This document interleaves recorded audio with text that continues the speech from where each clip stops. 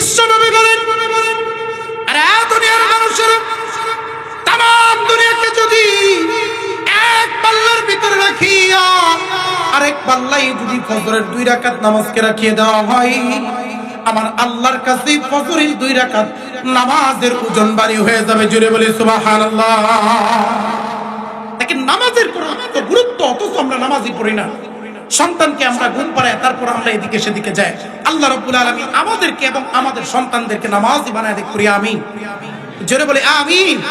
আমাদের খাবার কোনো কষ্ট নাই, থাকার কোনো কষ্ট নাই, ঘুমের কোনো কষ্ট নাই, কিন্তু নবীজির সাহাবীরা আরে বাজান খাওয়ার জন্য কষ্ট করেছে, ঘুমের জন্য কষ্ট করেছি, ইসলাম কবুল করতে যায়, ঈমান আনতে যায় কষ্ট করছেন। কথা কোন ঠিক কিনা বাবাজি?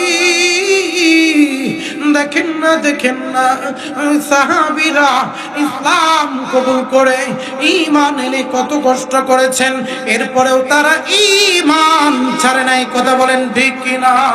আল্লাহ বলতেছে ফারিকুন ফিল জান্নাতি ওয়া ফারিকুন ফিস সাঈর।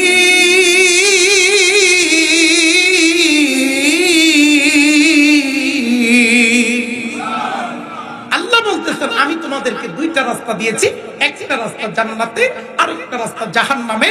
বান্দা তুমি যদি ভালো কাজ করো, নেকের কাজ করো, আমি আল্লাহ তাআলা তোমাকে জান্নাত দিয়ে দেব, আর যদি গুনাহের কাজ করো, আমার অবাধ্য হও, আমি আল্লাহ তাআলা তোমাকে জাহান্নামে ফেলবো। এখন দেখেন আপনি আমি যদি ভালো কাজ করি, আমাদেরকে জান্নাত দেবেন কে? জোরে বলেন জান্নাত দেবেন কে? এজন্য আল্লাহর কথা মানার দরকার আছে না নাই? জোরে বলেন আছে না নাই?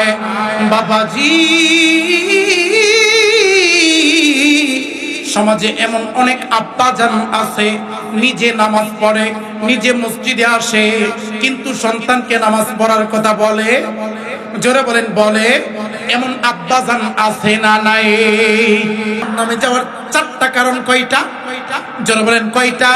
1 নাম্বার কারণ আমার আল্লাহ রাব্বুল আলামিন বলেন ক্বালু লাম নাকু মিনাল মুসাল্লিন।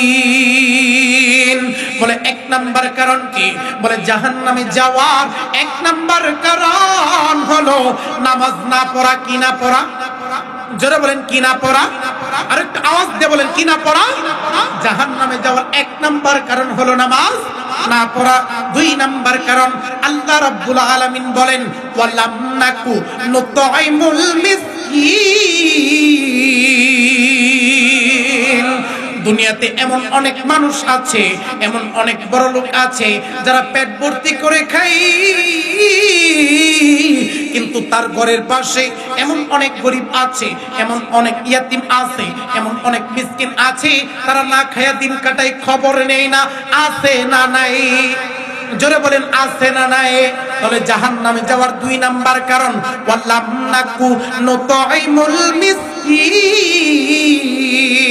বলে জাহান্নামে যাবে কারা? বলে যারা ইয়াতিম মিসকিনের হক আদায় না করে, ইয়াতিম মিসকিনকে খাবার না দেয়। কথা বলেন ঠিক কিনা?